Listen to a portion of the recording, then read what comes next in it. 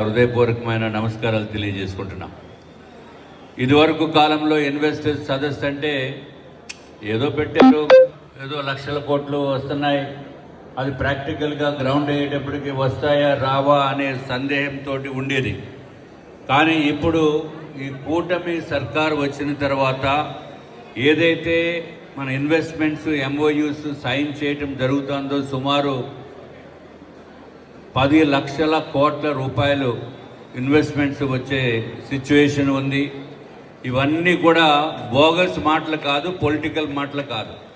ఇవన్నీ ప్రాక్టికల్గా రియాలిటీ చెందినప్పుడు ఒక 3 years 4 yearsకి విశాఖపట్నం ఏ విధంగా డెవలప్ అవుతుందో అనేది మీరందరూ కూడా ఒక్కసారి ఆలోచించవలసిన అవసరం ఉంది. ఇదే పరిస్థితి 2 years బ్యాక్ నెరేట్కో షో కనుక కండక్ట్ చేసినప్పుడు ఎంతమంది విజిటర్స్ వచ్చారు, ఎంతమంది అసలు మీకు ఎంక్వైరీస్ వచ్చినాయి ఏంటి అనేది కూడా మనం గుర్తు చేసుకోవాల్సిన అవసరం ఉంది. అంటే ఒక స్టేబుల్ గవర్నమెంట్, ఒక ఏబుల్ లీడర్షిప్ ఉన్నప్పుడు మిగిలిన వాళ్ళు కూడా అభివృద్ధి చెందుతారు. అట్లాగే ఏదైతే అపార్ట్మెంట్స్ కన్స్ట్రక్షన్ చేసేవారు కానీ, సైట్స్ లేఅవుట్స్ కానీ అన్నీ కూడా దానిపైన డిపెండ్ అయి ఉంటాయి.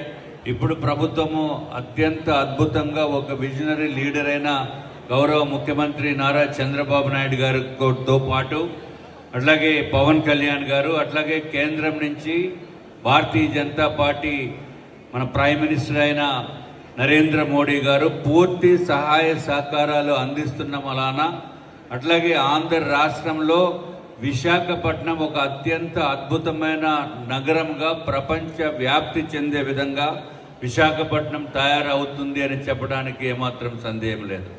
దాంట్లో భాగంగా ఇక్కడ ఎవరైతే బిల్డర్స్ ఉన్నారో ఇవన్నీ కూడా మీరు కూడా నెరేట్కో మెంబర్స్ మంచి కీలక పాత్ర పోషిస్తారని చెప్పడానికి ఏమాత్రం సందేహం లేదు. డెఫినెట్గా మంచి క్వాలిటీ తోటి ఒక జెన్యూన్గా చేస్తే అది ఫ్యూచర్లో చాలా బాగుంటుంది. Credibility is very very important. ఇనీషియల్గా ఉన్న పరిస్థితుల్లో క్రెడిబిలిటీని బట్టి మనకి మంచి పేరు తెచ్చి విశాఖపట్నం అంటే ఒక గర్వకారణంగా అంత జెన్యూన్ పీపుల్ ఉంటారు అనే భావన ఉంది ఇప్పుడు యాజ్ ఇట్ ఈజ్. అట్లాగే బిల్డర్స్ అపార్ట్మెంట్స్ కాకుండా సైట్స్ ఎవరైతే అమ్ముతున్నారో వాళ్ళు కూడా జెన్యూన్గా చేస్తే చాలా బాగుంటుంది. ఈ మధ్య కాలంలో నా దృష్టికి కూడా వచ్చినాయి. సైట్ ఒకళ్ళది, కన్స్ట్రక్షన్ ఆక్యుపై చేసి కట్టేశారు. ఎట్టి పరిస్థితుల్లోనే అటువంటి బిల్డింగ్స్ కనుక వస్తే కూల్చివేయటం అనేది తప్పదు.